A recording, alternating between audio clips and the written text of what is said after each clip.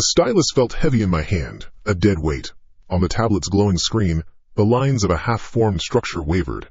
A skeleton of a building I couldn't put flesh on. My fingers tightened, the plastic creaking. I swept the design away with an angry flick of my thumb. The screen blinked, replaced by a news feed. Vance and Sterling unveil skyline-defining Eiffel Tower. A picture showed two men in sharp suits, smiling, shaking hands in front of a glass and steel behemoth that clawed at the sky. I knew one of them. David Vance. We'd started as interns together.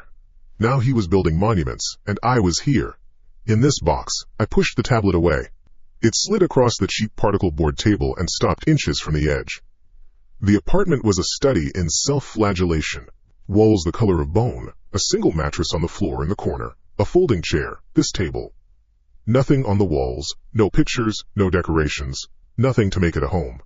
It was a holding cell I paid rent for, a penance. The air was stale, tasting of old paint, and the city's general grime that seeped through the window frames. I tilted my head back, letting it rest against the cool, unforgiving wall. My gaze drifted upward, tracing the sharp 90-degree angle where the wall met the ceiling. And there it was. A line. No, not a line, a fracture. It was so fine I almost missed it, a single dark hair sketched against the off-white paint.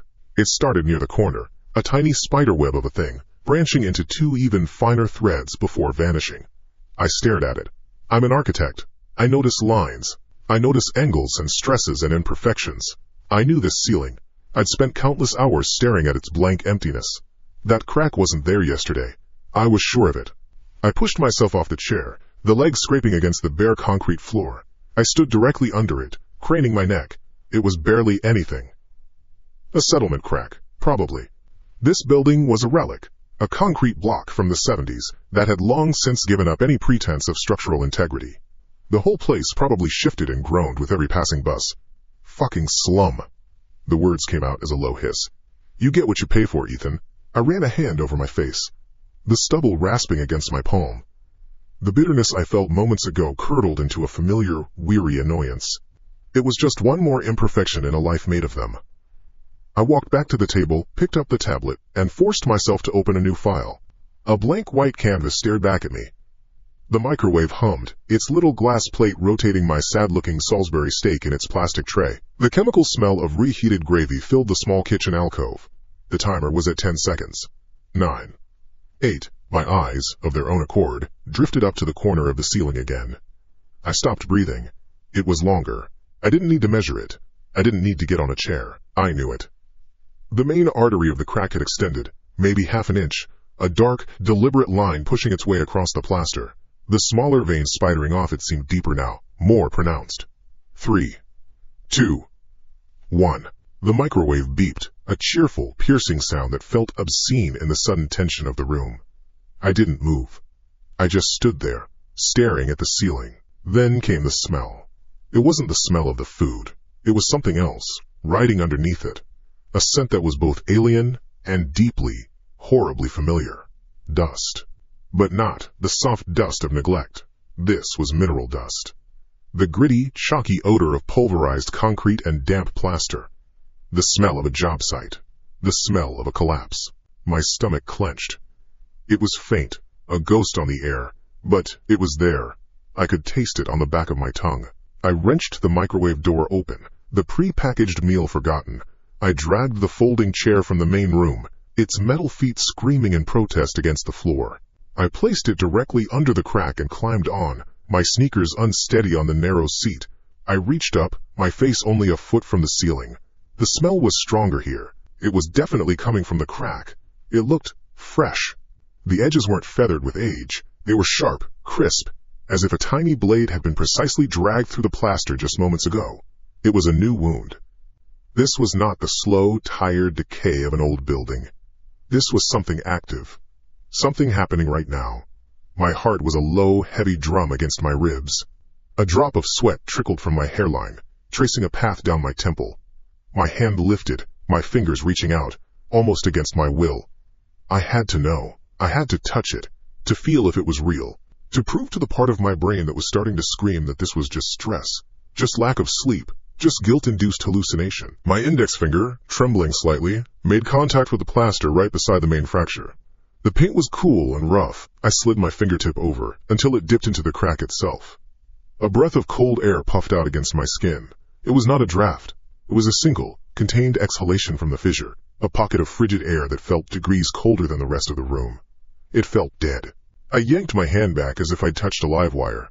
As I did, I heard it, a sound so small it was almost lost in the ringing in my ears. A giggle. A child's giggle, high and thin, seeming to emanate from the very depths of the crack in the ceiling. I didn't climb down. I fell. My foot slipped off the chair and I landed hard, my ankle twisting, a sharp, white-hot pain shooting up my leg. The chair crashed to the floor beside me. I scrambled backward on my hands and knees, crab-walking away from the center of the room, my eyes locked on the ceiling. The crack was just a crack again, silent, motionless, but I had heard it. And I had felt it. The cold. Panic, pure and undiluted, flooded my system. It was a chemical reaction, shutting down all rational thought. Get out. The command was primal. I lurched to my feet, ignoring the throb in my ankle, and fumbled in my pocket for my phone. I swiped the screen on. 5 bars of signal. Then 4, 3, 2, 1. No service. The letters glowed on the screen, a digital middle finger. It always had service here. Always. I threw the phone onto the mattress and lunged for the front door. I gripped the heavy brass knob, the metal icy against my sweaty palm, and twisted. Nothing. It didn't budge. I twisted harder, putting my shoulder into the door, grunting with the effort. The knob felt wrong. It felt solid. Fused, as if the knob and the plate and the lock mechanism had been welded into a single immovable piece of metal. I hammered on the door with my fist. Hey! Hey! My voice sounded thin, swallowed by the room's acoustics. I slammed my palm against the wood. Let me out! Is anyone there? I pressed my ear to the door, straining to hear any sound from the hallway. Footsteps, a neighbor's TV, anything. There was only silence, a complete and total absence of sound. The building, which was always filled with the low-level hum of life, had gone dead. I backed away from the door, my chest heaving. Trapped, the word echoed in the silent space inside my head. I was trapped. I stood in the middle of the room, turning in a slow circle. My eyes scanned every inch of the space. The window, the bare walls, the mattress, the fallen chair. I was breathing through my mouth, a dry, rasping sound. I had to be quiet. I didn't know why, but I knew I had to be quiet. I held my breath, listening. My own blood thundered in my ears. The room was perfectly still. The giggle was gone. The smell of concrete seemed to have faded. For a heart-stopping moment, I thought maybe it was over. Maybe it was a single, bizarre spasm of the building, a waking nightmare that had passed. Click. The sound was tiny, unemphatic. The sound of a pebble dropped on a hard surface. It came from behind me. I spun around, my already frayed nerves screaming. The motion was so fast I felt a dizzying wave of vertigo. I braced myself on the table, my knuckles white. The room was exactly as it had been a second ago. Except for one thing. There, on the floor, in the precise geometric center of the room, sat a small blue glass marble. It hadn't been there before. I would have seen it. I would have stepped on it. My gaze had swept this entire floor just seconds ago. It was impossible. Yet there it was, catching the weak light from the single overhead bulb, glowing like a tiny, malevolent planet. It was perfectly still. I stared at it, my mind refusing to process what my eyes were seeing. Where did it come from? It didn't fall. I would have heard it roll. It was just there, as if it had pushed its way up through the concrete. As the thought formed, the marble moved. It wasn't a roll. It was a slow, deliberate turn, a fraction of an inch, as if adjusting its gaze. It stopped, its little glass heart aimed directly at me, an unblinking eye on the floor. A cold dread, far deeper and more final than the earlier panic, seeped into my bones. My eyes tore away from the marble, darting back up to the ceiling, back to the source, back to the wound in the plaster. It was gone. The ceiling was a perfect, unbroken expanse of off-white. There was no crack. There was no spiderweb of fractures. There was no dark line pushing its way toward the center of the room. It was smooth, pristine, as if it had been freshly plastered and painted, as if the last hour had never happened. I squeezed my eyes shut, then opened them again, willing the crack to reappear. Nothing. Just a blank white emptiness above me. My mind screamed. A hallucination. It had to be. The stress of my life, the guilt, it had finally broken something in my head. I was seeing things, smelling things, hearing things. A psychotic break. I took a shaky breath, trying to anchor myself. It wasn't real. It was all in my head. I laughed. A short, choked bark of a sound. Of course. It was so simple. I was losing my mind. I looked down at the floor, expecting to see nothing there, a final confirmation of my own breakdown. But the blue marble was still there. It sat on the concrete, a silent, solid, and undeniable piece of evidence. A scar left not on the ceiling, but on the fabric of my sanity. It was real, and it was watching me. Sleep was not a state I entered, but a pit I occasionally fell into for a few moments before clawing my way out, gasping. The blue marble was in my pocket. I'd felt its cold, smooth weight against my thigh all night, a constant reminder. A proof. My hand would twitch, my fingers tracing the outline of the cheap denim, confirming its existence. I didn't sleep. I waited for the sun.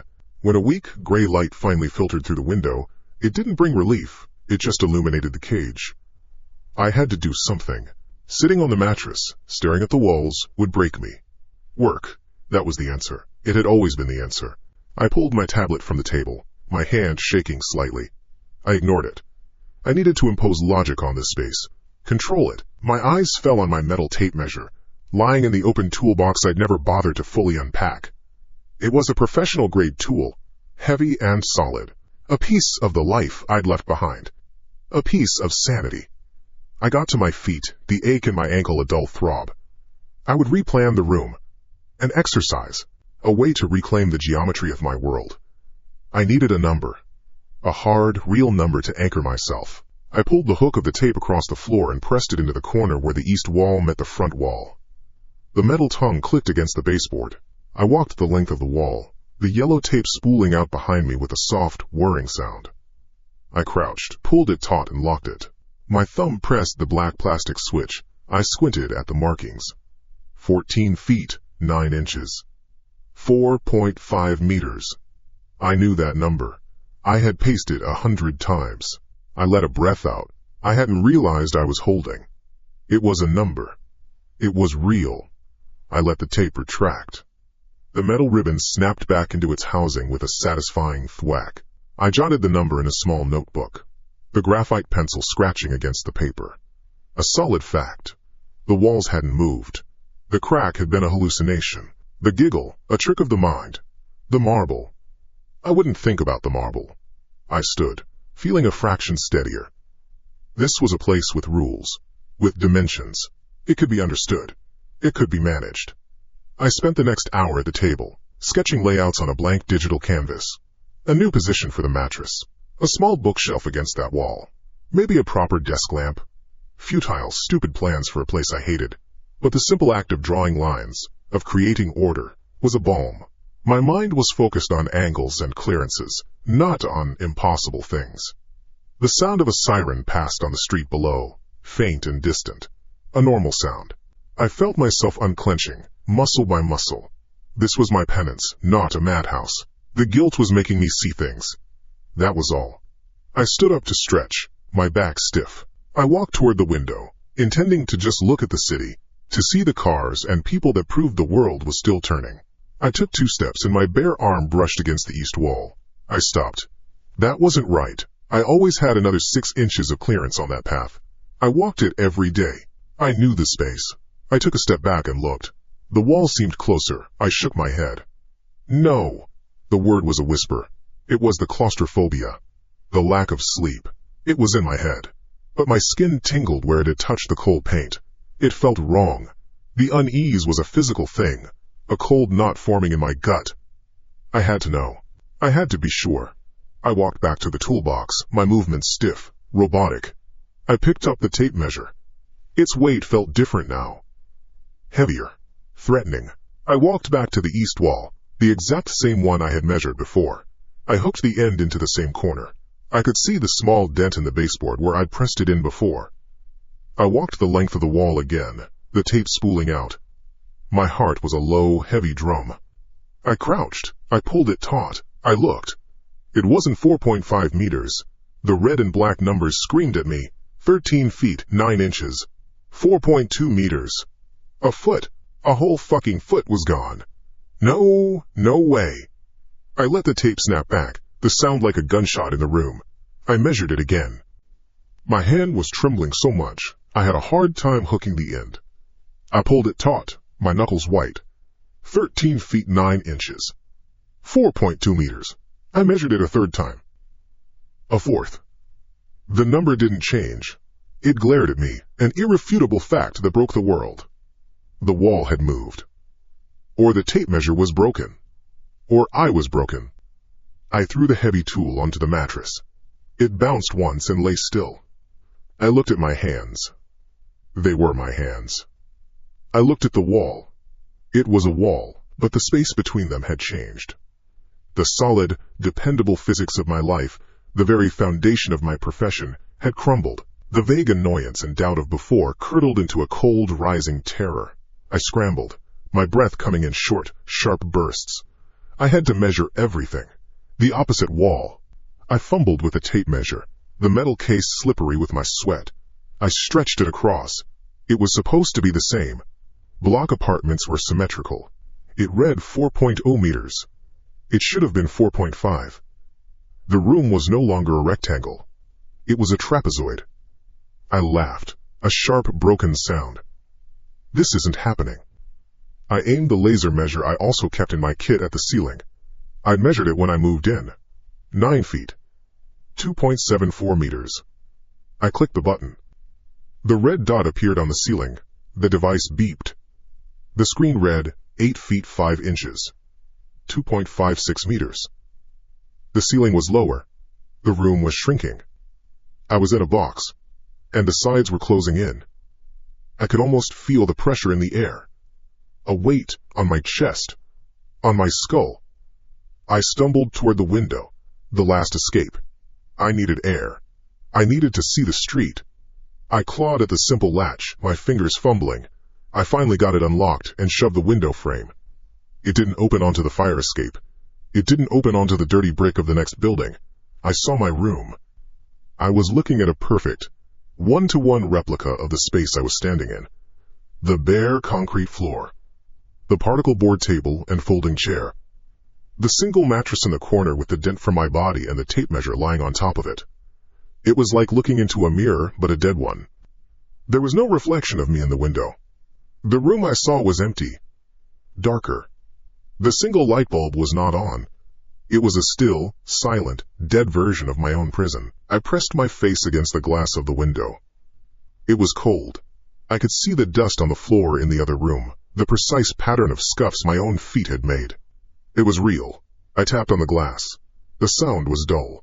Nothing happened in the room beyond. It just stared back. A silent mockery of my own existence. The last thread of my control snapped. A raw, animal noise tore from my throat. It wasn't a word, just a sound of pure rage and terror. I backed up, my eyes locked on the impossible view.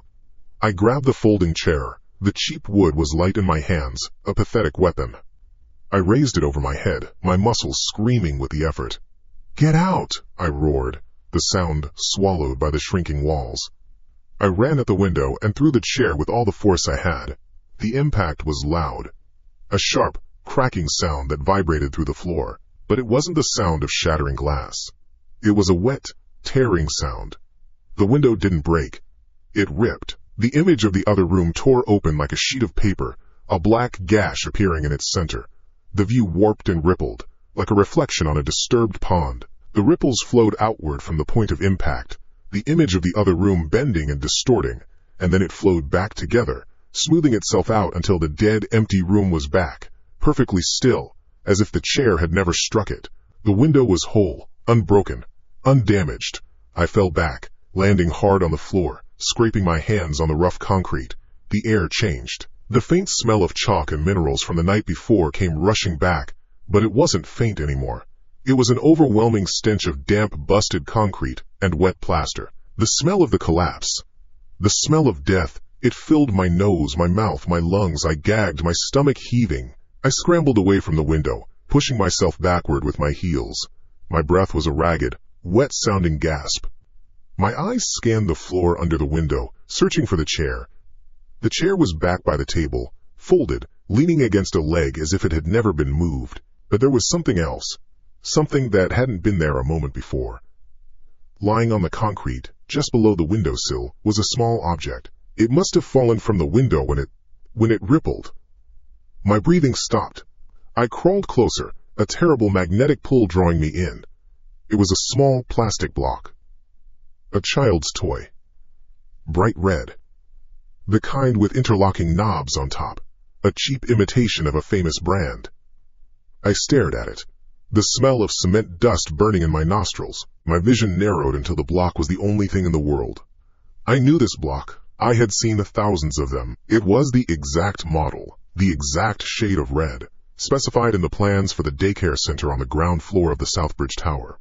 The project where I cut the corners. The project that fell. The room wasn't just closing in, it was remembering, and it was starting to furnish itself with my sins. The red block sat on the concrete. I was in the far corner, my back pressed into the angle where two walls met. My knees were drawn up to my chest. I couldn't get the image of the window out of my head. The tearing, wet sound. The way it healed itself. The block was proof. It was real. It was from the daycare. The smell of busted concrete and damp plaster was a film on the inside of my mouth. My own private, portable tomb. Time had no meaning. The weak gray light from the window didn't change. I didn't know if it had been minutes or hours. Sleep was a country I could no longer visit. To close my eyes was to invite the room to do something worse behind my eyelids. I had to stay awake. I had to do something. Anything. My gaze fell on the small notebook and pencil on the table. I crawled. My hands and knees scraped against the rough floor. The tiny pains, a welcome distraction. I grabbed the notebook and the pencil, then scrambled back to my corner, the closest thing I had to a defensible position. My hands shook. I opened to a clean page. I would draw it. I would draw the room's floor plan. Not as it was supposed to be, but as it was now. The trapezoid. I needed to document the madness, to give it lines and angles, to see it on paper. Maybe then it would make some kind of sense. I held the pencil, the point hovering over the page. I drew the longest wall, the one with the door, then the opposite wall, the one with the impossible window. Shorter. I connected them with the two side walls, the ones that were no longer parallel. The shape was skewed. Wrong. A piece of geometry from a nightmare. I was staring at the drawing, my breath shallow, when the first drop landed. A single heavy drop of water hit the center of the page. The sound was a soft pat. I flinched. The graphite lines of my drawing instantly blurred as the water soaked into the paper, the ink-like smudge spreading in a dark circle. I held my breath. I didn't move my head. I just lifted my eyes. The ceiling was the same dirty white it had always been. Flat. Featureless. No pipes. No fixtures, except for the single bare bulb. But there, directly above where I sat, was a small, dark stain. It was no bigger than a quarter. A damp, grayish patch like the beginning of a mold problem in a poorly ventilated bathroom. Perfectly ordinary. I had measured the ceiling. It was lower. Maybe the pressure was causing a leak from the apartment above. A normal, explainable problem. That thought brought a sliver of relief, so sharp it was almost painful. I lowered my gaze back to the ruined drawing. I should get up, move away from the spot. But I was pinned by exhaustion, a heavy lassitude that felt like being submerged in water. I sat there, staring at the blurred shape on the paper. The smell of wet cement was stronger now, mixed with a new scent. The earthy, musty smell of rot, of things growing in the dark. Pat. Another drop. This one missed the notebook and landed on the back of my hand. It was cold. Not like water, it was thick, slightly oily. I didn't wipe it away. I slowly, deliberately lifted my head again. The stain was bigger. It had doubled in size, maybe more. It was no longer a simple circle. It had begun to stretch, to send out thin, dark tendrils of discoloration across the white paint. The shape was changing. It wasn't random. There was a sickening familiarity to the lines it was drawing. A curve here, an angle there. I knew that shape. My mind fought to unsee it, to break it back down into a meaningless blotch of mold. But it was too late. The pattern was locking into place. It was a face. A human face, contorted, tilted, looking down at me from the ceiling. "No," I whispered, the sound dead in the air. "You're not real. It's just in my head. I knew whose face it was. I had seen it in the grainy newspaper photos 100 times. The wide, terrified eyes. The mouth stretched open in a scream that had been silenced by 10 tons of steel and concrete. It was Hector. The foreman. The man who fell. The details became sharper, as if an unseen artist was meticulously adding shadow and depth. The damp patches that formed the eyes seemed to darken, to deepen, becoming hollow sockets. The screaming mouth became a gaping black abyss in the plaster, and then it began to weep. The drops fell faster now. Pat. Pat. Pat. Thick, gray tears of mold and moisture, falling from its empty eyes, spattering on the floor around me, on my clothes, on my notebook. Each drop carried that smell of rot and decay. I scrambled backwards, my hands pushing against the floor, until my head hit the wall behind me. The impact sent a dull shock through my skull. I couldn't take my eyes off the ceiling. The face was there. It was real. As real as the block. As real as the shrinking walls. A part of my mind, the architect, noted with a detached horror that the stain was compromising the structural integrity of the ceiling plaster. The rest of me was just screaming. Then came the sound. It didn't come from the face, it came from everywhere at once. From the walls, the floor, the air itself.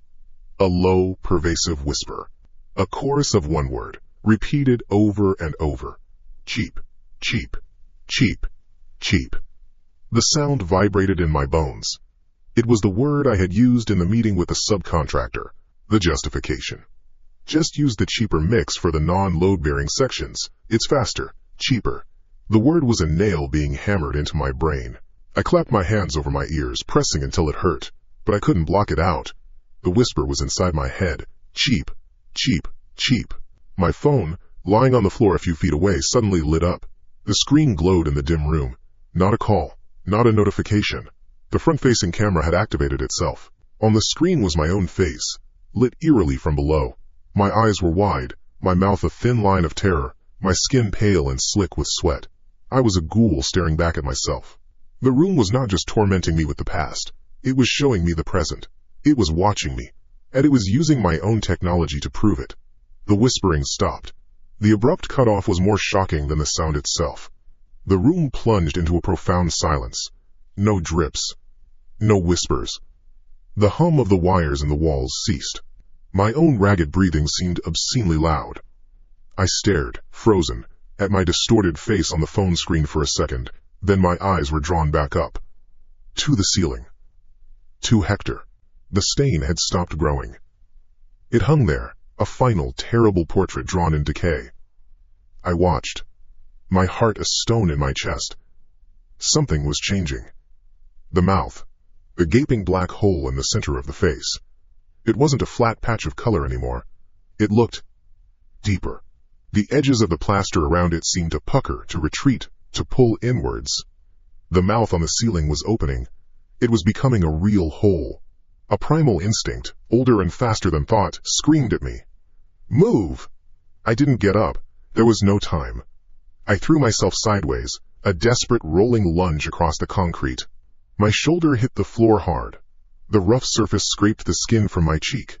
I heard it happen a fraction of a second later. It wasn't a drip or a flow. It was an eruption. A thick, dark column of sludge plunged from the ceiling. It wasn't liquid. It was a dense, viscous mass, the color and consistency of wet cement mix. It spewed from the screaming mouth in the plaster and hit the exact spot where I had been sitting, with a sound I will never forget. A heavy, wet thwump that shook the floor. It was the sound of a body hitting the ground from a great height. The mass of gray sludge slumped into a heap, nearly a foot high. It churned and settled, bubbles of trapped air rising to the surface with a soft, sick burbling. The stench was overpowering. It was the smell from the collapse, amplified 1,000 times. Raw cement, aggregate, damp earth, and something else. Something foul and organic. The smell of a grave. I lay on my side, gasping, the sharp pain in my shoulder a distant signal. I stared at the pile. It was an excretion. The room had vomited a piece of itself onto the floor. I watched, mesmerized by the sheer horror of it. The pile was not static. It was shrinking. The concrete floor was absorbing it, the dark, wet stains spreading outwards as the sludge seemed to sink directly into the solid surface, vanishing as if the floor was made of sponge. It was feeding itself. In a minute, the pile was almost gone, leaving only a large, dark, damp patch that looked like a fresh pour. But as the last of the thick muck seeped away, something remained. Something caught the weak light from the window, a small glint of yellow metal. My breathing stopped. The object sat in the middle of the dark patch, clean and stark against the gray. It was a simple, gold wedding band. I had seen it before, on Hector's hand as he gestured at the blueprints. I remembered his wife, a small, weeping woman at the memorial service, her voice breaking as she told a reporter they never recovered his ring from the rubble. The room had, and now it had given it back. The gold wedding band sat on the damp concrete. It gleamed, a perfect tiny circle of light in the gray gloom, undamaged, uncorroded. It was a period at the end of a sentence I couldn't read. Hector's ring. The floor had swallowed the sludge, but it had left this. A trophy. A receipt. My cheek was stuck to the floor. I peeled it away with a sound like ripping tape. The scraped skin stung. I pushed myself up to a sitting position, every joint protesting. The air was thick with the smell of a construction site after a hard rain, wet cement and cold earth. A grave. My grave. I couldn't stay here. The thought wasn't a plan. It was a reflex, like pulling a hand from a flame. It didn't matter what was logical or possible. Staying here meant becoming part of the damp patch on the floor. It meant having my own face appear on the ceiling for the next tenant. I looked at the door. The simple, solid, wooden door. It was the only way out. It had been sealed, immovable. But the room had changed the rules. It had made a window heal itself. It had vomited from the ceiling. Maybe the door had changed too. I needed to act. I needed to move. I got to my feet, my legs trembling. My body felt like a foreign object I was piloting badly. I shuffled past the damp spot, giving the ring a wide berth, and went to the small counter that served as a kitchen. One drawer. I pulled it open. The noise was loud in the heavy air. Inside there were a few bent forks, a spoon, and a single knife. It was a paring knife with a cheap plastic handle, its blade dull and slightly rusted at the hilt. It was pathetic. It was perfect. I gripped the handle. The plastic was cool and solid in my sweating palm. It was a tool, a piece of the real world. I walked to the door. My heart was a frantic drum against my ribs. I had to do this now, before the room could think of something new, before the walls started bleeding. I knelt. My knees cracked. I brought my face close to the seam between the door and the frame. Near the lock, I held the knife ready. Just a stuck lock. Just an old, warped frame. That's all it was. I would force the bolt back. I told myself this over and over. I took a breath that did nothing to calm me and slid the tip of the knife into the crack. The blade went in, all the way to the hilt. There was no resistance, no scrape of metal on metal, no click of a latch or a deadbolt. The knife just disappeared into the dark line of the seam, as if I had pushed it into a stick of butter. My hand, holding the plastic handle, was pressed flat against the wood of the door. I pulled it out. The blade was clean. I tried again, in a different spot. Higher up. I pushed. The same thing happened. The knife slid into the wood, into the frame, into whatever was or wasn't there. It wasn't a door. It was a picture of a door, painted on a solid wall. No, that wasn't right. The knife went in. The space was there, but the mechanism, the guts of the lock, the very idea of a lock, was gone. A new kind of coldness, one that had nothing to do with the temperature, washed over me. I pressed my ear against the wood. I expected silence. The thick, muffled quiet of a hallway. I heard wind. It wasn't a draft. It was the high, thin sound of a powerful wind, whistling past the sharp edge. A sound you hear on a cliff face, or on the girder of an unfinished skyscraper. A lonely, immense sound. It was coming from the other side of my apartment door. My curiosity was a sickness, a desperate itch that drowned out the terror. I had to see. I had to know what impossible thing the room had built for me now. I dropped the knife. It clattered on the concrete. I put my hand on the doorknob. The brass was cold enough to make me flinch. I turned it. There was no click.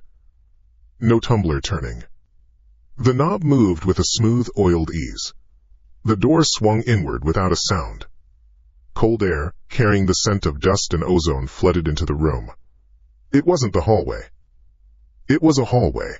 It had the same peeling paint, the same scuffed linoleum tile floor, the same naked bulbs spaced far apart down its length. But the entire structure was tilted. The floor sloped down and away from me at a severe, sickening 45-degree angle. The ceiling slanted up at the same incline. To walk on it would be to half climb, half fall into the gloom. And it stretched. It didn't end at a stairwell or another apartment. It just went on, the rectangles of faint light from the bulbs getting smaller and smaller, until they vanished into a perfect, impenetrable blackness hundreds of yards away.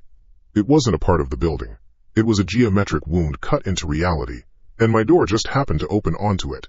I stood there, one hand on the door, one on the frame, leaning into the bizarre space. My mind refused to process it. It tried to correct the image, to flatten the floor, to straighten the walls, but the image wouldn't break. The impossible perspective held. My room, with its shifting dimensions, felt cozy and sane compared to this. This was a highway to nowhere. My eyes strained, trying to pierce the darkness at the far end of the corridor. I saw nothing but the fading pinpricks of light. I listened. The whistling wind was a constant moan, echoing up from the impossible distance. Then, something moved. It was far away, a tiny disruption in the pattern of the dark. A piece of the blackness at the end of the hall detached itself. It was a shape, vaguely upright. It was difficult to see, a silhouette against a deeper void. It started to move towards me. It wasn't walking. It wasn't running. It was gliding, sliding up the steep, slanted floor with an effortless, fluid motion that defied gravity. It grew larger as it approached, maintaining its featureless, humanoid shape. It didn't have legs or arms that I could see. It was just a column of shadow, a smudge of night, hurtling up the impossible slope directly at me. The part of my brain that thinks screamed at the part of my brain that moves. Slam. I threw my entire body weight into the door. It crashed shut, the sound echoing like a gunshot in my small room. My shoulder throbbed from the impact. I fumbled for the lock on my side, the flimsy little turnbolt. I twisted it. It was useless, I knew, a gesture against an ocean. But I did it anyway. I had barely straightened up when the impact came. A titanic boom struck the other side of the door. The wood shuddered violently, the whole frame groaning in protest. It was as if a car had hit it, a force of immense weight and speed. I staggered back a step. Then came the sound of claws. The frantic, splintering scrape of something hard and sharp digging into the wood, trying to find purchase, trying to tear its way through. It was accompanied by a low noise, a guttural growl that sounded like stones grinding together in the deepest part of the earth. It was a sound of geologic rage. Panic gave me strength. I lunged forward, pressing my back, my shoulders, my entire being against the door. The wood vibrated against my spine. The scratching grew more frenzied. Splinters of wood shot from the cracks around the frame into the room. The thing on the other side was trying to unmake the door, piece by piece. I squeezed my eyes shut, my teeth clenched so hard my jaw ached. I could feel the pressure from the other side, a steady, monstrous weight pushing against me. Then, as suddenly as it began, it stopped. The scratching ceased. The grinding growl fell silent. The pressure against the door vanished. All I could hear was the whistling wind and the frantic wet sound of my own breathing. I stayed where I was, muscles screaming, braced for another assault. My back was glued to the wood with cold sweat. I listened. Nothing. The silence was a physical presence. It pressed in on me, heavier than the noise that came before it. A full minute passed. Then, 2. My heart began to slow from a sprint to a terrified thumping. It was gone. Or it was waiting. That was when I saw it. From the thin gap at the bottom of the door, a piece of paper began to emerge. It slid into the room, slowly, silently, pushed by an unseen hand. It was white against the gray concrete. A single sheet. It stopped a few inches from the base of the door. I stared at it. I didn't want to touch it. I didn't want to know what it was. But not knowing was worse. My body shaking, I lowered myself, sliding down the door until I was crouched on the floor. My hand trembled as I reached out and picked it up. The paper was thick, familiar. It was a page torn from my own notebook. I recognized my own shaky pencil lines, the trapezoidal floor plan I had drawn, my map of this madness. But there was something else on it now. A new drawing had been added. It was done in red. A thick, wet-looking red, like a crayon pressed down with vicious force. In the center of my floor plan, right where I was crouching now, was a crudely drawn stick figure. It wasn't standing. It was hanging from a hastily sketched noose that was attached to the bare light bulb on the ceiling. Its stick arms and legs were dangling. Its head was a simple circle, tilted at a broken angle. The paper slipped from my numb fingers and drifted to the concrete floor. The crude red drawing stared up at me. A stick figure. A noose. A prediction or a suggestion. It didn't matter. My back was pressed hard against the door, the wood a thin, useless shield. I could still feel the phantom vibration from the impact, the memory of that immense weight. The silence that followed was worse. It was an active, listening silence. I was the only thing in the room that made a sound. The ragged, wet noise of my own breathing, the frantic beat of my heart against my ribs. I stayed crouched, my muscles locked and screaming. Time ceased to have meaning. There were no minutes, no hours. There was only the space between one breath and the next. Slowly, painfully, I slid my back up the door until I was standing. My legs shook, threatening to buckle. Thirst was a fire in my throat. Hunger a dull ache in my gut. I looked at the small kitchen counter. The tap, the empty cupboards. I couldn't touch anything. I couldn't trust anything. The water could be poison. The food could be dust. My gaze swept across the small gray box that was my prison, the damp patch on the floor where Hector's ring still lay. The healed-over window. The walls, sweating a faint, musty dampness. And the chair. Just a simple wooden chair. 4 legs, a seat, a backrest. Dark wood. I had thrown it at the window earlier. It had bounced off harmlessly. It sat now in the middle of the room, looking solid, looking real. Perhaps it was the only real thing left. An anchor. A piece of the world I remembered. The world with rules. I stared at it. I focused on it. I tried to use its mundane reality to push back the impossible.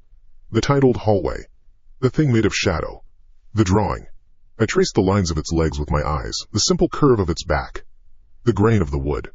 Dark lines swirling through a lighter brown. A pattern like a fingerprint. My eyes burned from lack of sleep, from fear. I blinked. A slow, heavy motion.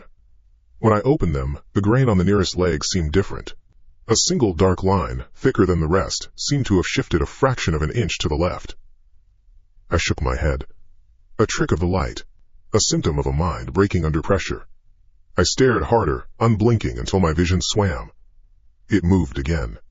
It wasn't a trick. The line in the wood contracted. A slow, rhythmic tightening, like a muscle clenching under skin. It was faint, almost imperceptible. A tiny, living pulse. 1001. It relaxed. 1001. It contracted again. A steady, silent beat. My own heart seemed to stutter in response, trying to fall out of sync with the anathema I was witnessing. I stumbled back, my hand flying to my mouth to stifle a sound. My heel hit the base of the door. The chair just sat there, motionless except for that one tiny, breathing line in its leg. Then the tabletop across the room began to swell. It was subtle at first. A slight bowing in the cheap pressboard. The surface rose, a gentle swell like a chest inhaling, accompanied by a low, soft groan of stressed fibers.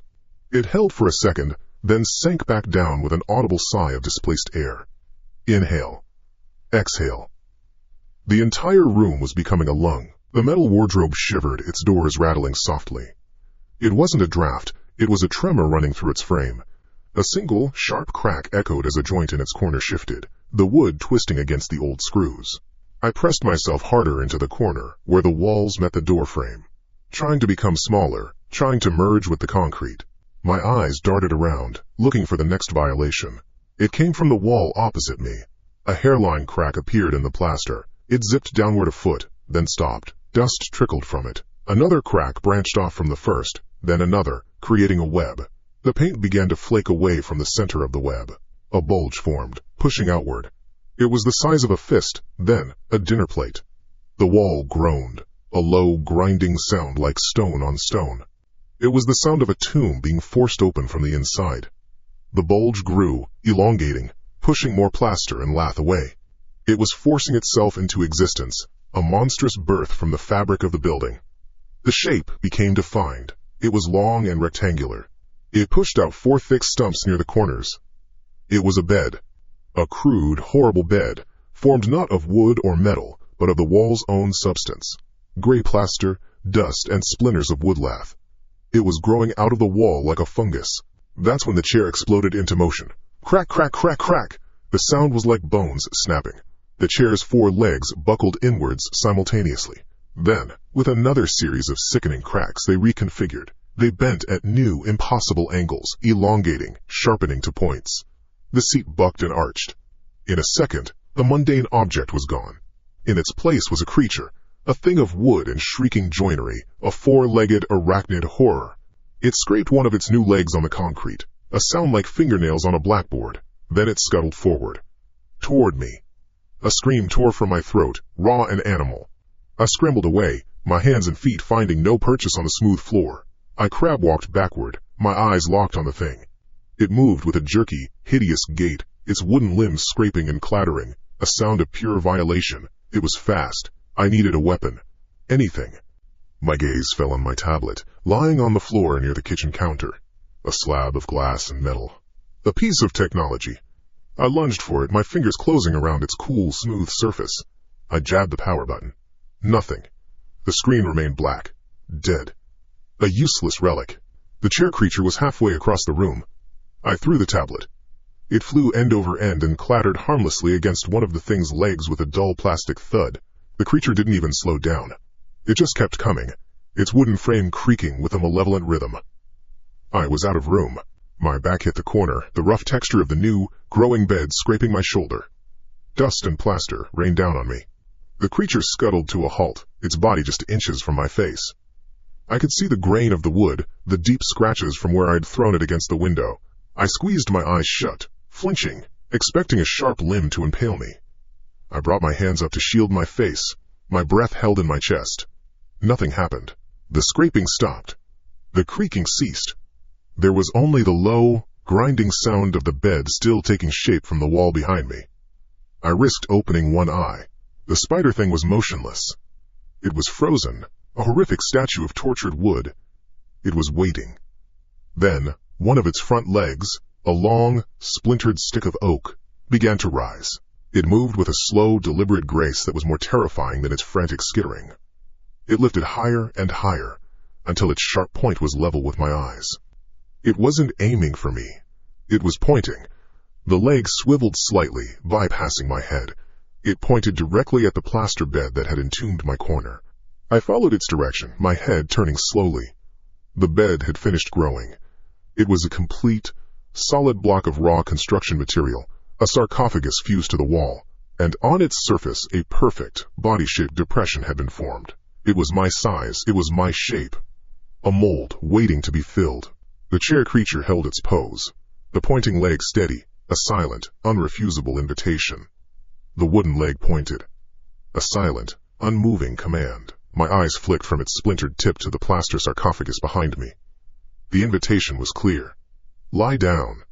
Be consumed. Be buried in the wall. A tremor ran through the floor. The chair thing shivered, its joints creaking, as if gathering itself for a lunge. It was not a choice. It was a sentence. My body moved before my mind could process it.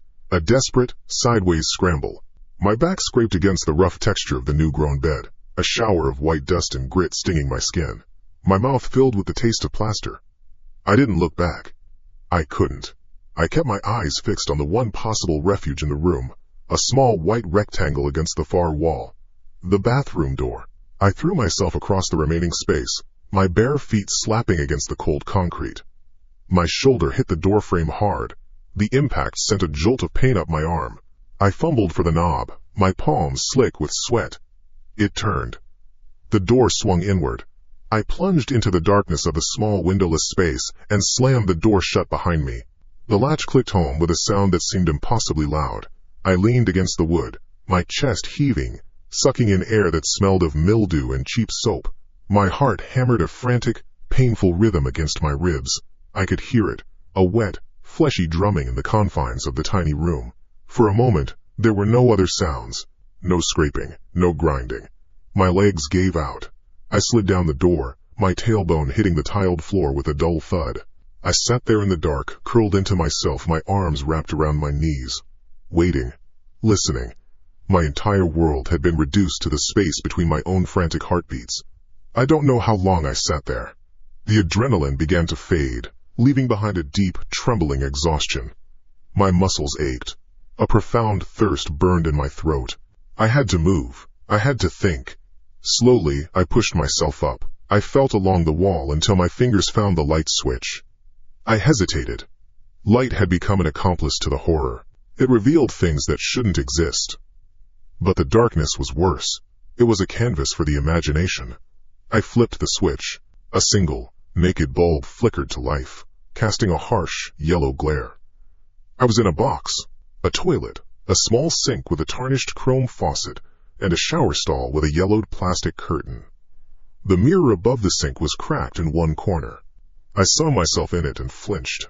The man staring back was a stranger. His face was pale and gaunt, smudged with dirt and plaster dust. His eyes were wide, bloodshot, the pupils two black holes in a sea of white. A stubble of beard darkened his jaw, a sign of time I could no longer measure. I needed a barricade. My eyes scanned the tiny room. A thin bath towel hung from a hook. It was pathetic, useless, but it was something. I grabbed it, rolled it tightly, and jammed it into the gap at the bottom of the door. An act of pure futility, but my hands needed something to do. A sudden, intense itch flared up on my left forearm. I scratched it absently, my eyes still scanning the door, the walls, looking for any sign of change. The itch persisted, a sharp, insistent pricking under the skin. A stress rash, I thought. An allergic reaction to the dust. My body was breaking down along with my mind. I scratched harder, my nails dragging white lines on my skin. The itch only grew more focused, more intense. It wasn't spreading. It was concentrated in one spot, a patch the size of a silver dollar.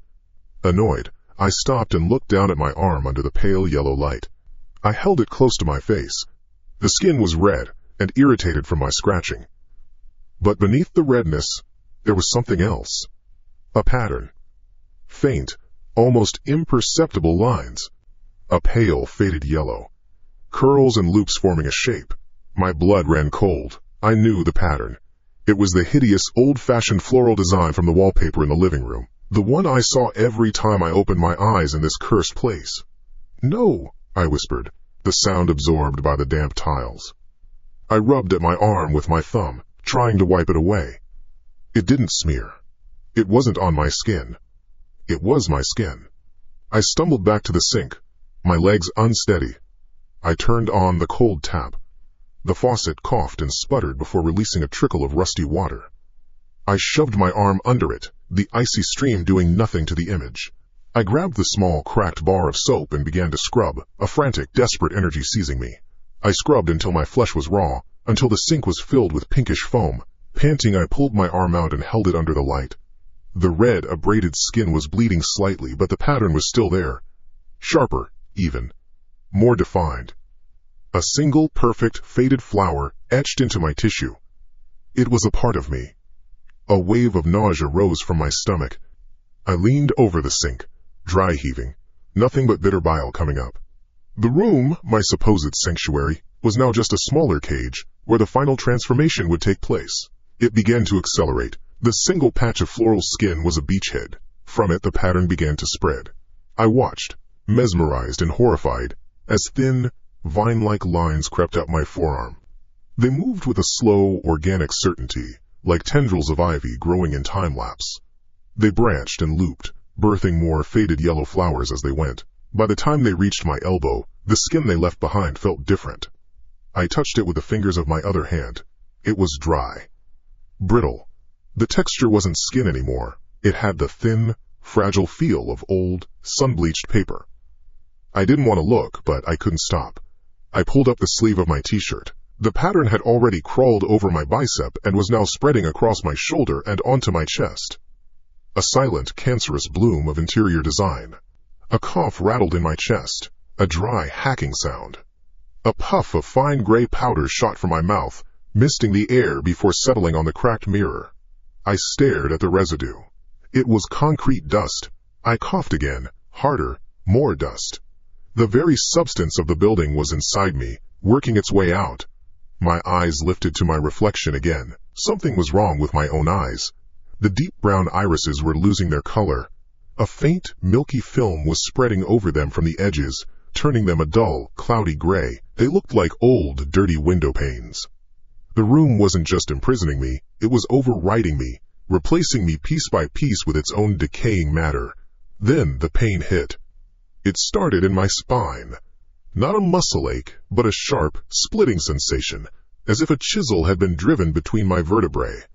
It was a sound as much as a feeling, a low, grinding crack that echoed inside my own skull. I cried out and collapsed to the floor, my body convulsing. The tiles were cold and hard against my cheek. The pain shot down my right arm, a line of searing fire. I rolled onto my back, my teeth gritted and looked at my arm. A thin, red line was appearing on my skin, stretching from my wrist to my elbow. It deepened and widened as I watched. It was not a cut. It was a fissure, a crack, forming from the inside out. My skin split open with a wet, tearing sound. No blood welled up. Only a dark, gaping chasm in my flesh, revealing the pale glint of bone beneath. My panicked gaze darted to the wall beside the toilet. There it was.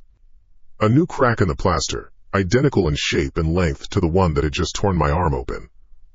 The building's wounds were becoming my wounds. Its decay was my decay. I was an extension of it, a living, breathing piece of its architecture. The convulsion subsided, leaving me limp and shuddering on the tiled floor. The searing pain in my arm cooled to a deep, throbbing ache. I lay there, listening to my own ragged breathing, the taste of dust still in my mouth. My thoughts were slow, thick, like mud. The world had come undone. The rules were gone. After a long time I tried to move. Just my fingers, my right hand. I flexed them. A strange resistance. A slight tackiness. I heard a sound. A faint, dry rustle, like old paper rubbing together. With a monumental effort, I lifted my hand into my line of sight. The fingers were fused at the base by a thin webbing of the floral pattern. The crack on my forearm was a deep, silent canyon of flesh, and the skin on the back of my hand, from my knuckles to my wrist, was gone. In its place was wallpaper, a perfect unbroken field of faded yellow flowers. My hand rested on the tile, a foreign object that belonged to me. The yellow flowers bloomed across the back of it, a garden grown in flesh. The skin was tight, glossy, with the texture of cheap vinyl. I tried to make a fist. The skin pulled, making a faint crinkling sound, and the webbing between my fingers strained. The fissure in my forearm was a deep, dark line in the pale landscape of my skin, a miniature ravine that felt strangely cool to the air.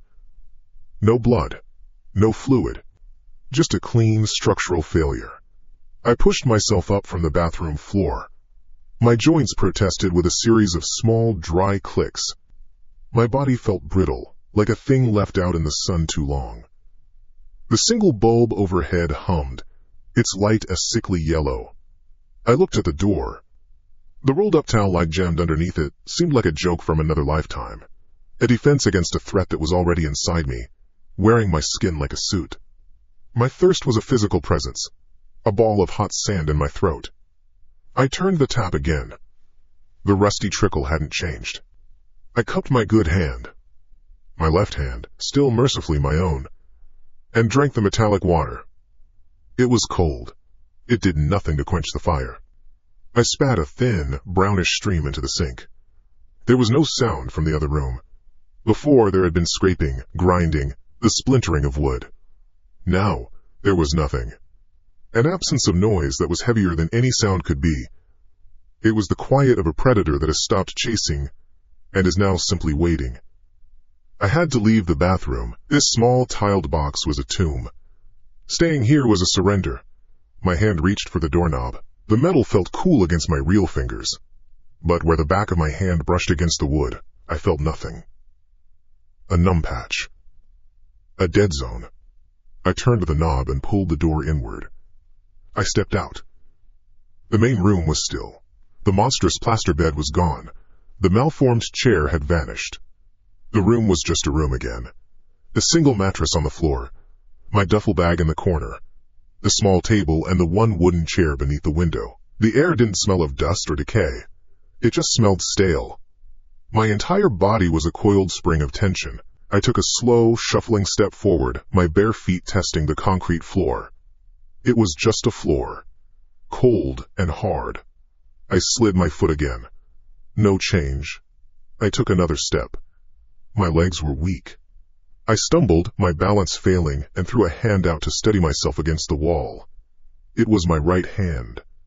The wallpaper hand. The moment my paper and flesh fingers touched the plaster, something happened. The wall was not cold. A low-grade warmth pulsed out from it, seeping into my fingertips. Not a heat, but the subtle, persistent temperature of a living body. And with the warmth came something else. A flicker behind my eyes. A man's face, contorted with rage, inches from mine. His mouth was open, shouting words I couldn't hear. I smelled stale beer on his breath. A woman's hand, a gold wedding band on her finger, flew up to shield her face. The image was gone as fast as it came, leaving behind a dizzying sense of vertigo. It was not my memory. I had never seen these people. I snatched my hand back from the wall as if I'd been burned. I stared at the blank, off-white surface. It was just a wall. I looked at my hand, at the faded yellow flowers. A bridge had been formed, a connection I didn't understand. My heart hammered against my ribs. Was I hallucinating? Was the final stage of my breakdown simply my brain inventing ghosts? I had to know. I had to be sure. Hesitantly, like a child touching a hot stove he's been warned about, I reached out again. I pressed the palm of my transformed hand flat against a different section of the wall, near the doorframe. The warmth was there again, and then the flood. It wasn't one image. It was a torrent. A cascade of raw, unfiltered moments slammed into my consciousness. The wheezing, liquid-filled rattle of an old man's last breath, his unfocused eyes staring at a water stain on the ceiling. A sharp, stinging pain across the back of my own legs, followed by the sight of a leather belt being raised again, the buckle glinting. The sour taste of vomit and cheap gin as a young woman sobbed violently, her mascara running in black rivers down her cheeks. A child's piercing scream, a primal terror of the dark closet the door had just been slammed on. Loneliness. Decades of it. The crushing weight of silent dinners, of holidays spent watching television, of waking up and going to sleep with no one to speak to. It washed over me, a tidal wave of quiet despair, of lives that had ended or unraveled within these four walls. The sensory data was overwhelming. It wasn't like watching a movie. I felt the sting of the belt. I tasted the gin. The old man's suffocating lungs felt like they were in my own chest. This building, this room, it didn't just house these miseries. It recorded them, it fed on them. And now, I was wired into its memory. I was part of the circuit. Through the chaos, a new sensation formed. It wasn't a sound, not a voice, not a word. It was a pure, conceptual pressure building inside my skull. An unmistakable meaning that bypassed language entirely. More. The thought was not my own. It was a vast, ancient, and achingly simple desire. An appetite. Need. More. And then it focused, the immense, impersonal hunger zeroing in on me, on the specific vintage of my own pain. Yours. The architect. The guilt. A rich flavor. The pressure in my skull intensified, a brutal targeted psychic assault. The building's archive of misery vanished, replaced by my own. It seized my most guarded memory and dragged it, kicking and screaming, into the light. The room around me dissolved. I am standing on the construction site. The sun is hot, blinding as it reflects off the skeleton of the building. I can feel the sweat trickling down my back, the grit of dust under my collar. The air smells of welding fumes and wet concrete. My concrete. The mix I'd approved. The cheaper mix. Save the client 6%. A fat bonus for me. I am holding the blueprints, the paper warm in my hands. I hear the shouts of the crew. Casual and distant. I see a man on the third floor scaffolding, laughing with his partner.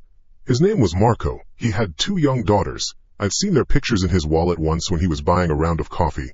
Then comes the sound. It starts as a low groan, a structural complaint. A sound I, of all people, should have recognized. A sound I will hear in my sleep for the rest of my life. It is the sound of rebar under a stress it was never meant to bear. The groan escalates to a sharp metallic screech. The screech becomes a catastrophic roar. I watch, paralyzed, as the west-facing section of the third floor gives way. It doesn't just fall, it buckles, it folds. A slow-motion cascade of steel, wood, and concrete. The scaffolding twists like a licorice stick. Men are screaming. I see Marco's face for a fraction of a second, his eyes wide with surprise, not even terror yet, just pure, animal shock. Then he disappears in a cloud of gray dust. But the memory is wrong. It's being edited, recut by the thing that is devouring me. My perspective shifts. I am no longer on the ground. I am on the third floor. I am Marco. I feel the platform lurch beneath my feet. I see the sky where a second ago there was a steel beam. I open my mouth to scream, but the roar of the collapse swallows the sound. A weight like a falling mountain crushes me. Pain, white hot and absolute. Then, darkness. A pressure in my chest. I can't breathe. I taste blood and concrete dust. I am buried. Then, the view shifts again. I am standing on the ground once more, 100 feet away, clutching the blueprints. I watch the dust cloud billow. I hear the sirens in the distance. And I watch the man beneath the rubble, the man with my face, my eyes wide and staring at the twisted steel that pins him, struggling for breath. I, the observer, feel nothing. My face is a blank mask. I watch myself die with the detached curiosity of a scientist observing a specimen. The guilt and the punishment, intertwined. Victim and perpetrator, forced into one body, my body, for the entity's consumption. No, I managed to force out, the word a dry rasp. The pressure in my head was unbearable. A hot wetness trickled from my nose. I brought my left hand to my face. It came away smeared with blood. My knees gave out. I hit the concrete floor hard, my body spasming. I curled into a ball, my hands clamped over my ears as if I could block out the memories replaying in my own mind. My own personal hell, served up as a feast, and then, as suddenly as it began, it stopped. The pressure vanished. The images faded. The sounds died away. There was only the floor, cold and solid against my cheek. I lay there, shuddering, my breath coming in ragged, painful gasps. The taste of dust and blood was in my mouth. My mind felt scoured, scraped raw, a hollowed-out thing. Slowly, minutes or hours later, I pushed my head up. I blinked. The room was clean. Impossibly clean. The concrete floor was swept. The mattress was made, the single blanket pulled taut. My duffel bag sat neatly zipped in the corner. There was no dust, no sign of the plaster monster, no hint of the structural decay. It was the room I had first walked into, a sterile, anonymous box. My eyes darted around, searching for the trick, the flaw. They landed on the front door. It was open, not wide, just ajar. A 6-inch gap, spilling a rectangle of pale, neutral light from the hallway onto the floor. It was a silent invitation. An offer. Just walk out. It's over. A surge of desperate hope, so powerful it made me dizzy, shot through me. Freedom. It was right there. I began to push myself up, my muscles screaming in protest. I had to get to that door. I had to get out into the light. I put my right hand down on the floor to lever myself up. I saw the faded yellow flowers covering my skin. I saw the deep, clean crack running the length of my forearm. The room might have been reset, but I was not. The damage was done. The change was permanent. I was the evidence. I was the scar. The rectangle of hallway light was a promise, A lie. It painted a path of deliverance on the floor, a path my body was too broken to take. I lay on my side, my cheek pressed to the cold concrete. The copper tang of blood was still in my mouth, a residue of the psychic violence that had scraped me clean. The pressure in my skull was gone. The torrent of stolen memories, the re-edited nightmare of my own making, all of it had receded, leaving behind a profound and terrifying quiet. There was no fear, no hope, just a hollowed-out awareness, a vessel waiting to be filled. My eyes were fixed on the open door, 6 inches of freedom. I should have been crawling towards it. I should have been weeping with relief. I did nothing. My limbs were heavy, disconnected things. My right hand, a grotesque collage of faded floral wallpaper, lay palm up on the floor beside my face. The crack in my forearm was a stark, black line, a geologic fault in human flesh. I was the ruin. The room was pristine. The shift was not a thought. It was not a decision. It was an impulse that bypassed my brain entirely, originating from some deeper, external source. A magnetic pull. My head did not turn. My eyes remained locked on the sliver of light from the hallway, but my attention, my very sense of being, was drawn backward, toward the blank wall behind me, the wall opposite the door. A tremor started in my legs, a low-frequency vibration. It was not the shaking of a man in shock. It was the hum of a machine powering on. A force that was not my own will, not my own muscle, tightened in my thighs. It was a slow, inexorable command. My right leg, the one that felt more mine than the other, scraped against the concrete, dragging itself underneath my body. Then the left. My joints moved with the dry clicking of old hinges being forced open. I was being lifted. Not pulled, but pushed up from within by an alien puppeteer. My body rose, unsteady, to a kneeling position.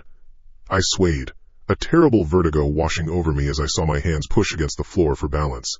The left was still pale skin and bone. The right was a monstrosity of paper and plaster and flesh. I tried to make a fist with it, and the floral pattern crinkled. A faint, papery sound. The parts of me that were no longer me were growing. I was forced to my feet. My legs were stiff, my balance precarious. I took a step, not of my own volition. My left foot shuffled forward. Then my right. It was the gait of a man learning to walk again after a long illness.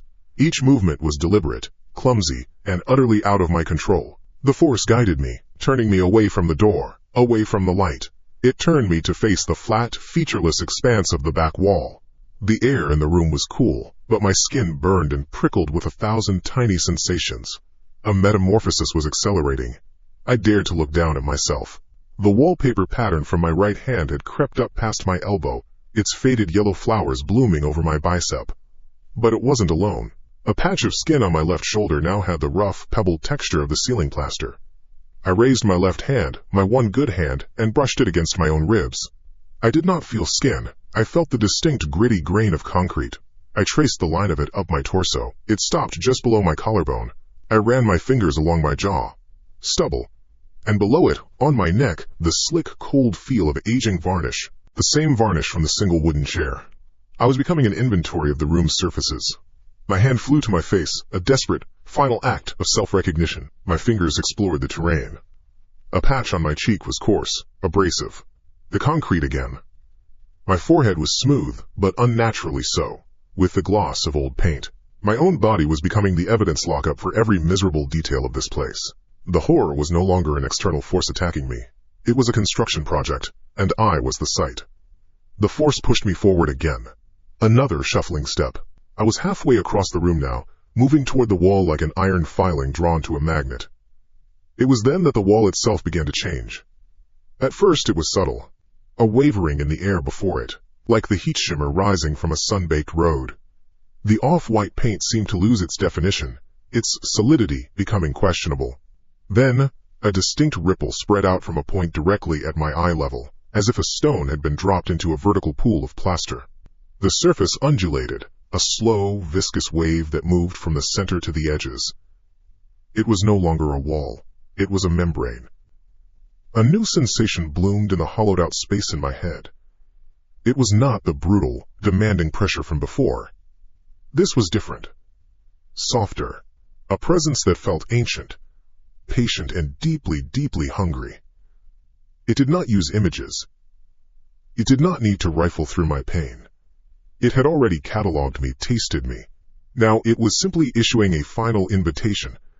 The meaning arrived fully formed, a packet of pure conceptual information that bypassed language. Integration is peace. The struggle is over. Your composition is known. It will be a welcome addition. It felt like a sweet, cloying poison seeping into my mind.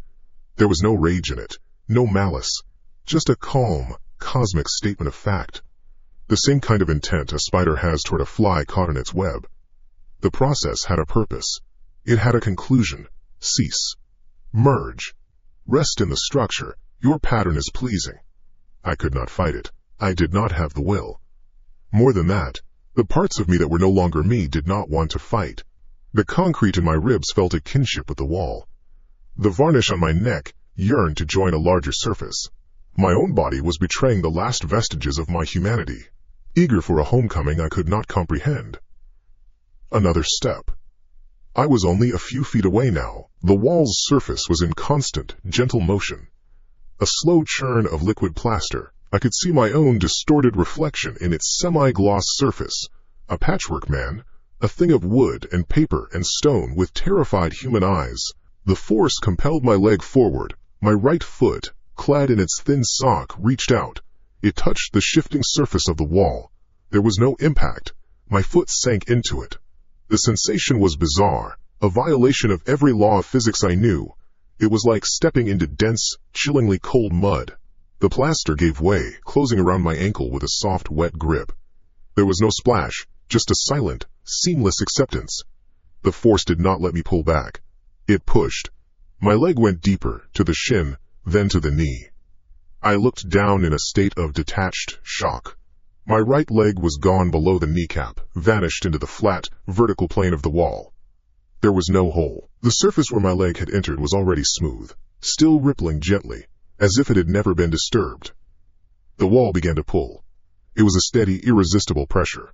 My other leg was lifted off the floor, and I was drawn forward, my body tilting into the plaster.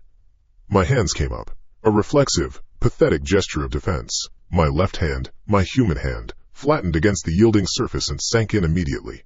The wallpaper hand followed, and I felt a strange sense of completeness as the floral pattern melted into the off-white churn. The wall took my hips. It took my waist. The cold was absolute, seeping into my core, a cold that felt less like a temperature and more like an absence of all energy. I could feel the substance of it pressing in, filling the spaces between my organs, displacing the air in my lungs without the sensation of suffocation. I was being unmade and remade, disassembled and catalogued. I was no longer breathing. I did not need to. The process was not violent. It was methodical. It was digestion. My head was the last part left. I was submerged up to my neck, my chin resting on the strange, moving surface. My will was gone. My fear was a distant echo. The last flicker of Ethan, the architect, the man, was a simple observer, a witness to his own appalling conclusion. My head turned, a last, slow, mechanical pivot, not born of my own volition, but of the entity's desire to savor the final moment. My eyes found the door, the beautiful, terrible, open door, the rectangle of pale light. The promise of an escape I had never truly had. It was the last thing I would ever see. The last image of a world I was being irrevocably erased from. The light began to narrow. With a final, gentle tug, the wall pulled my head back. My perspective tilted. The light shrank to a slit, then a pinpoint. Then, it vanished. I was inside. A soundless thud reverberated, not through air, but through the very matter that now composed me. The door had closed. And on the other side, in the room, everything was still. The wall was a wall again. Solid, flat, off-white. There was no ripple, no stain, no sign that a man had just been consumed by it. The air was stale. The single mattress was made. The duffel bag sat in the corner. But something had changed. Something was new. On the floor, near the base of that wall, a new detail had appeared in the pattern of the cheap, wood-effect laminate. A dark swirling of the grain, dense and complex, where before there had been only a simple, repeating design. It was organic, chaotic, an anomaly in the manufactured pattern. It looked, if one were to kneel and stare long enough, like a human hand. The fingers were contorted, the palm twisted. Reaching. Forever reaching for a door it could no longer see. I opened my eyes. The first thing I registered was the floor. The cheap, wood-effect laminate, cool against my cheek. My own breath, warm and damp, fogged a small patch of it. I blinked. The fog cleared. I blinked again. My body was a map of aches, a dull throb in my joints, and a deep weariness in my muscles, the kind that comes after a high fever breaks.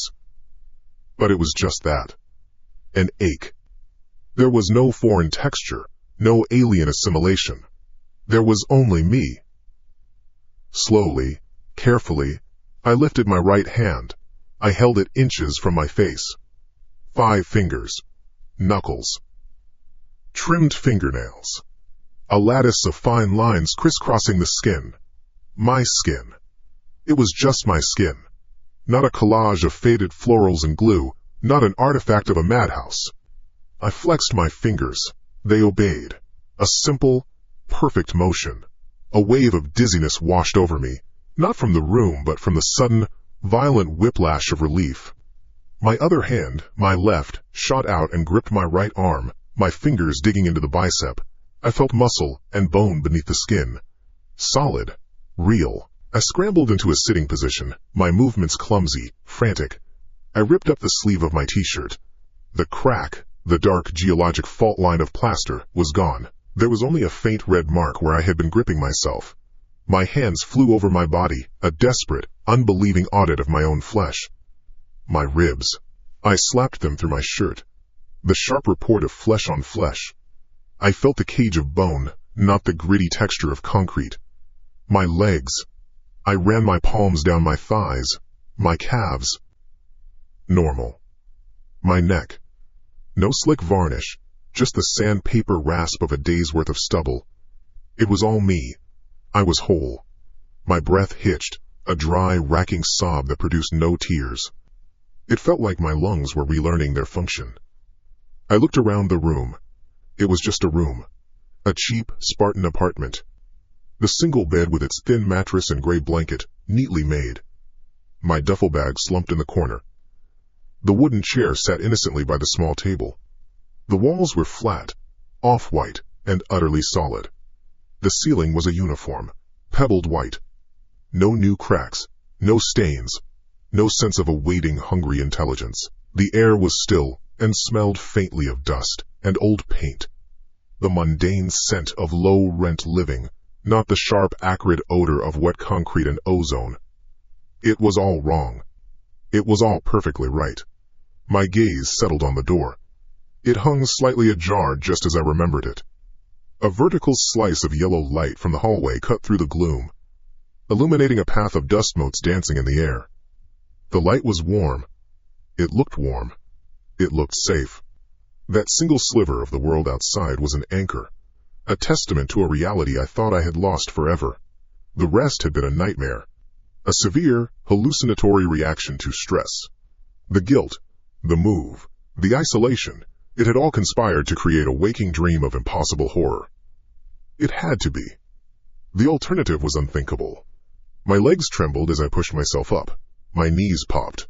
I used the wall for support, my palm flat against its surface. It was cool and solid. It was just a wall. I took a shaky step, then another.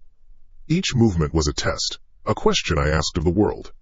And the world answered, with the simple, glorious logic of physics. The floor held my weight.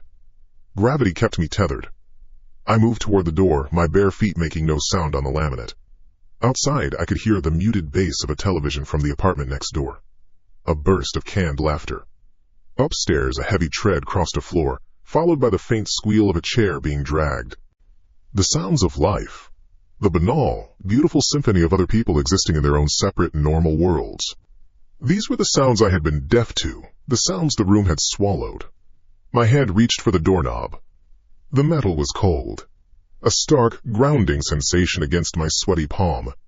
I hesitated for a single, long second. My heart hammered against my ribs, a frantic prisoner beating against its cage. This was the final test. The other side of this door could be the same bland hallway, or it could be a fresh new hell. A corridor that stretched into an Escher-like infinity. A window looking back into this very room. The doubt was a cold poison, A whisper from the nightmare I was trying to claw my way out of. It isn't real, I told myself, my lips forming the words without making a sound.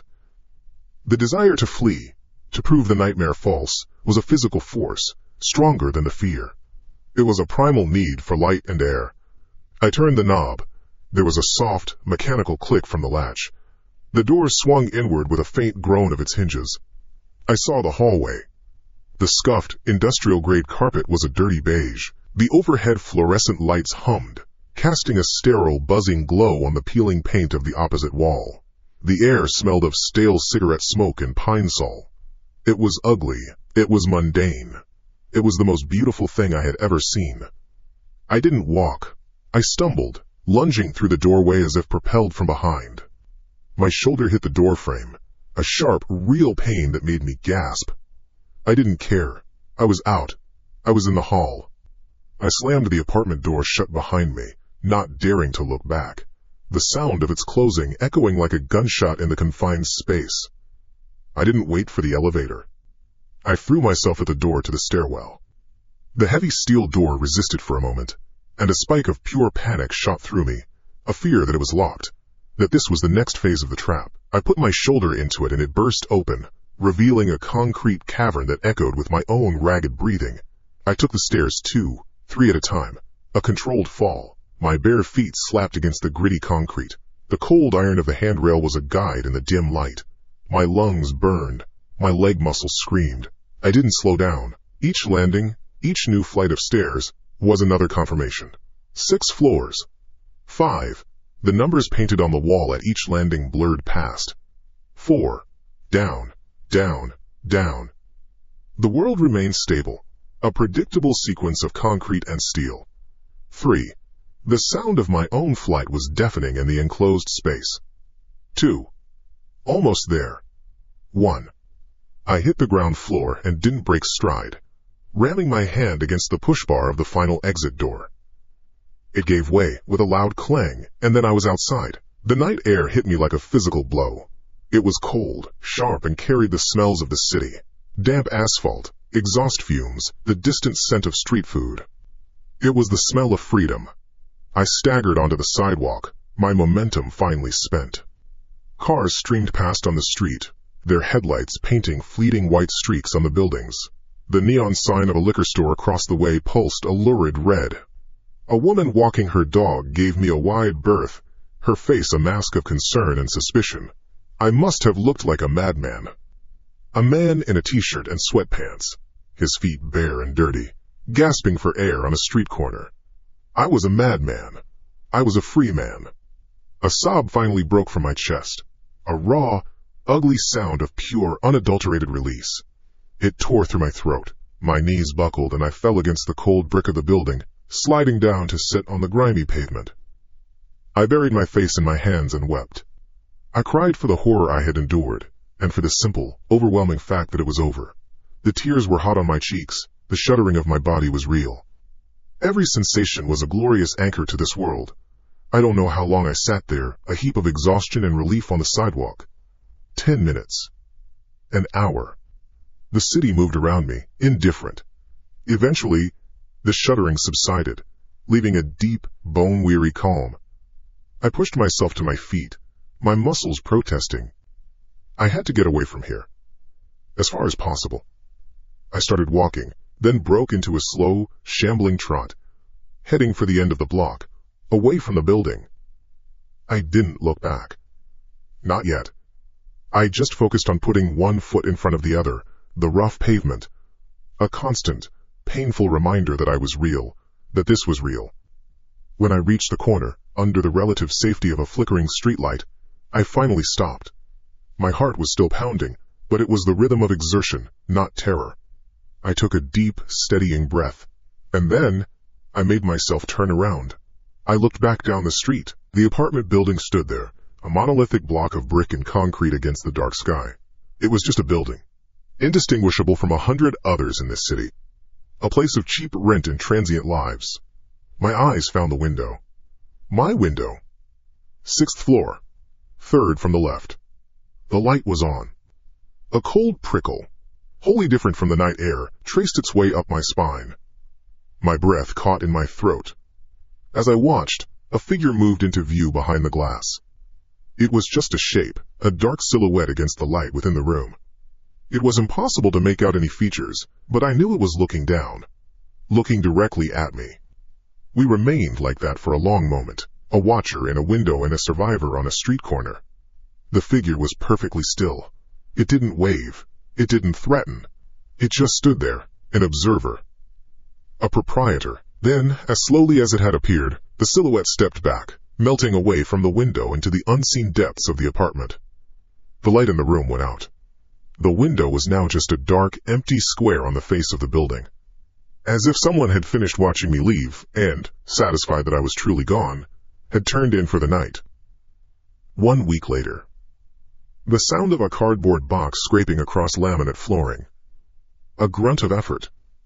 "Just here for now," Liam said, his voice echoing slightly in the unfurnished room. He dropped the box, marked kitchen stuff in thick black marker, next to 2 others.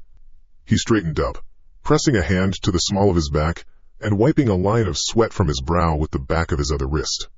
"It's bigger than I remembered from the viewing," Chloe said. She stood by the window, her arms crossed, a small smile on her face.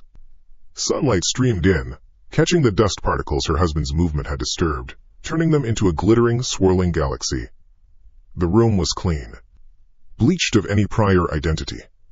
The off-white walls showed no marks. The floor shone with a recent polish. It smelled faintly of lemon-scented cleaner and paint. "It's the lack of furniture," Liam replied, walking over to join her. He wrapped his arms around her waist from behind, resting his chin on her shoulder. Together, they looked down at the street 6 floors below. Cars moved like metal beetles. People walked with purpose on the sidewalks. And the price. I still can't believe the price. The landlord must have been desperate. The last tenant must have left in a hurry, Chloe mused, leaning back against him.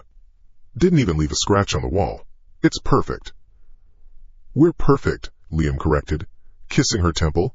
"Come on, a few more boxes and we can order that pizza." He went back out into the hallway, leaving the apartment door open. Chloe lingered for a moment, then turned from the window. Her mission for the afternoon was simple, a preliminary wipe-down of all the surfaces before the real unpacking began. She brought a roll of paper towels and a spray bottle, her own domestic ritual for claiming a new space. She started with the windowsill, then the baseboards. The work was mechanical, thoughtless. She hummed a tune she'd heard on the radio in the car. She reached the main door. It was a heavy, solid thing, painted a generic apartment complex brown on the hallway side, but the interior face was a varnished wood veneer. She sprayed a mist of cleaning fluid onto it and began wiping in wide, circular motions. Her hand moved over the smooth surface, then faltered. There was a texture. Not a flaw in the varnish, but in the grain itself. An anomaly. Her fingers traced it. A series of deep, swirling lines, darker than the surrounding wood, clustered in the upper third of the door. Most of the door had a simple, vertical pattern, but here the lines eddied and knotted together in a complex arrangement. Curiosity piqued. She stepped back, to get a better look. From a distance, it was even more distinct. It wasn't just a random knot in the wood. The swirls and lines formed a pattern that was disturbingly familiar. There were 2 deep-set knots that looked like eye sockets. Below them, a long, vertical line of stressed grain suggested a nose. And below that, the wood seemed to contort into a wide, open shape. A silent oval of despair, like a mouth. The entire cluster resolved into a distorted, elongated face. As if someone had been pressed into the wood while it was still soft, their features stretched and warped in agony. "Liam," she called out, her voice calm, a little amused. "Come look at this." He appeared in the doorway a moment later, carrying a lamp in one hand. "What's up?" she pointed.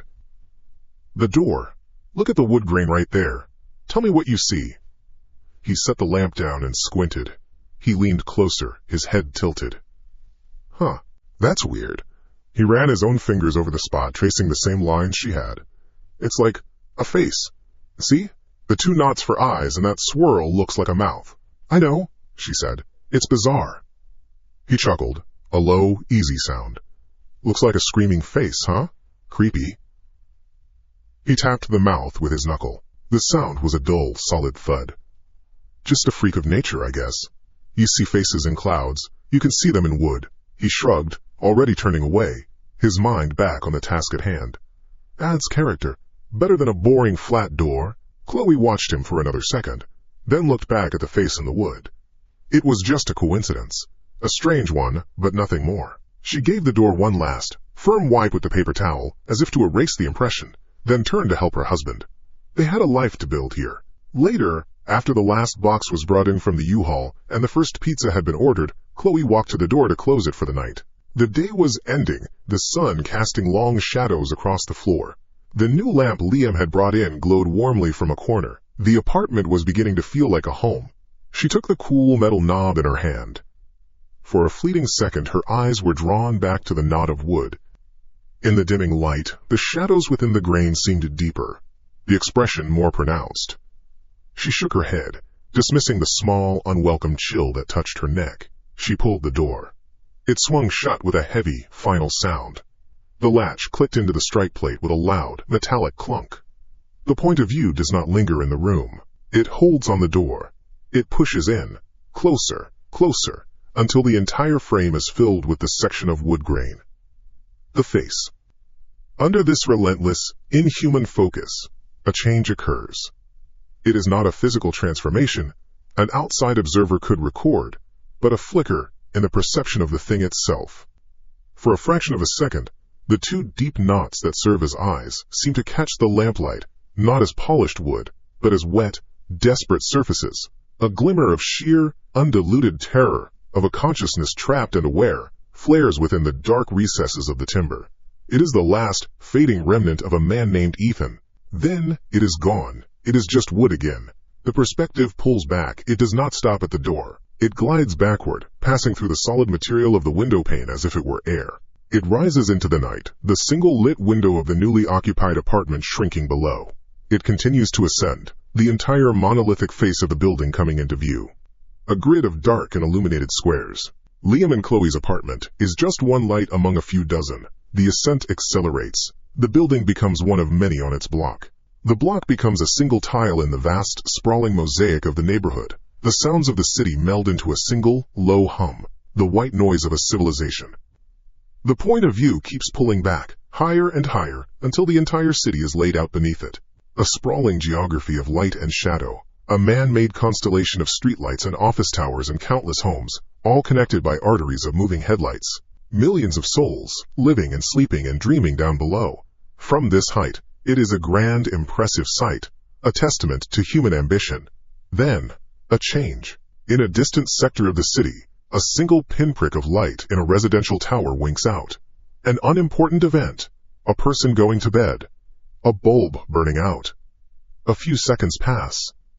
2 blocks over, another window goes dark. Then, in a completely different neighborhood, 3 more go out in quick succession. The rhythm is wrong. Soon, it is no longer a trickle. A cluster of lights in a downtown skyscraper flickers erratically, and then dies. A dozen windows along a residential street go black simultaneously. Then, 10. 100. A wave of darkness begins to ripple across the glowing grid, a cascade of failing lights spreading across the metropolis. It's not a power outage. The streetlights remain on. This is something else. The city is like a vast neural network, and its synapses are beginning to fire and misfire, one by one, in a spreading, systematic failure. Each extinguished window is a thought being concluded, a process being completed. Ethan's damnation was not a unique event. It was not a punishment tailored for him. It was a single cell being digested. The process was just becoming visible on a macro scale, a silent, patient invasion that didn't use ships or weapons, but the very architecture of reality itself. A cosmic predator turning a city, then a world, into its hunting ground, one room, one mind at a time. And down below, in apartment 6F, Chloe laughed at something Liam said, the sound swallowed by the 4 walls of her new home, entirely unaware of the stars going out all around her.